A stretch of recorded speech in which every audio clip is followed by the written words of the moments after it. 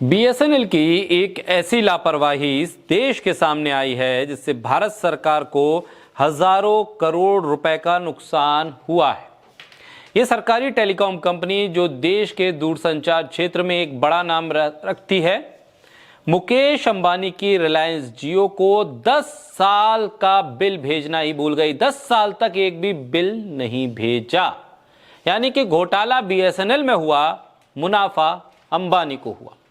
मई 2014 से मार्च 2024 तक का समय बीत गया। याद कीजिए, 2014, 2024, 10 साल का ये वक्त भारत की सियासत में भी बदलाव लेकर आया और बीएसएनएल की तकदीर में भी बड़ा घोटाला लेकर आया। मई 2014 से मार्च 2024 तक का समय बीत गया, लेकिन बीएसएनएल ने जियो को अपने बुनियादी ढांचे जैसे टावर, फाइबर नेटवर्क और दूसरे संसाधनों के इस्तेमाल के लिए एक भी बिल नहीं भेजा या भिजवाया ही नहीं गया। इसका नतीजा यह हुआ कि सरकार को, यानी भारत सरकार को 1758 करोड़ रुपए का भारी भरकम घाटा उठाना पड़ा। यह सनसनीखेज खुलासा हाल ही में सीएजी की रिपोर्ट में हुआ है, जिसने बीएसएनएल की काम करने के ढंग, घोटाले की परतों को खोलकर गंभीर सवाल खड़े किए। अब बीएसएनएल के किसी एक अधिकारी की मिली भगत है, यह अधिकारियों की पूरी फहरिस्त है, या अधिकारियों से ऊपर किसी के आदेश की वजह से यह 10 साल का बिल बकाया रह गया। कमाल की बात यह है कि बीएसएनएल की लापरवाही सिर्फ जियो तक सीमित नहीं रही। कंपनी ने जियो के अलावा कई और टेलीकॉम इंफ्रास्ट्रक्चर प्रोवाइडर्स के साथ भी रेवेन्यू शेयरिंग के करार किए थे। इन करारों के तहत बीएसएनएल को लाइसेंस फी वसूलनी थी जो सरकार के खजाने में जमा होती, मगर बीएसएनएल इतनी ढीले रवैये के साथ काम करता रहा कि फीस वसूलना ही भूल गया। यह गलती की कीमत सरकार को 38 करोड़ 36 लाख रुपए के अतिरिक्त नुकसान के रूप में चुकानी पड़ी।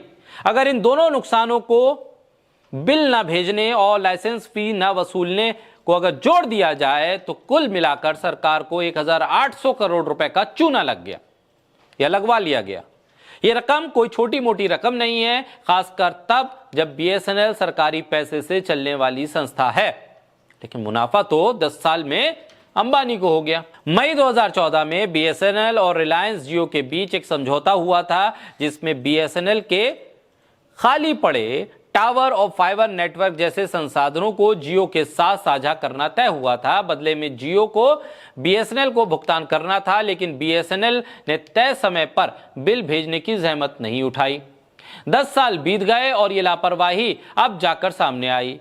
प्रोजेक्ट्स को ठीक से ना निभाने और कॉन्ट्रैक्ट्स में ढील बरतने के कारण 4 करोड़ 80 लाख रुपए हाथ से निकल गए।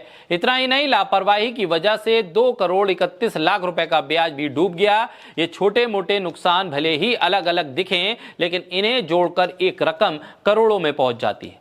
मार्च 2023 तक भारत सरकार ने बीएसएनएल में 38,886 करोड़ रुपए का निवेश किया था। इतनी बड़ी रकम लगाने के बावजूद कंपनी की हालत सुधरने के बजाय बिगड़ती जा रही है।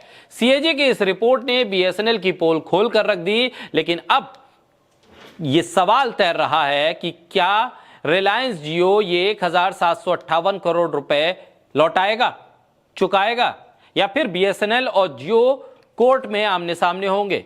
और सबसे बड़ा सवाल टैक्स पेयर्स के पैसे का है जो बीएसएनएल को चलाने में लगा है, उसका क्या होगा। यह घटना न सिर्फ सार्वजनिक धन के दुरुपयोग की मिसाल है, बल्कि यह भी बताती है कि सरकारी संस्थाओं में जवाबदेही और मैनेजमेंट कितना निचले स्तर का है। यह सबकी निगाह अब इस बात पर टिकी है कि इस नुकसान की भरपाई कैसे, कब और कौन करेगा।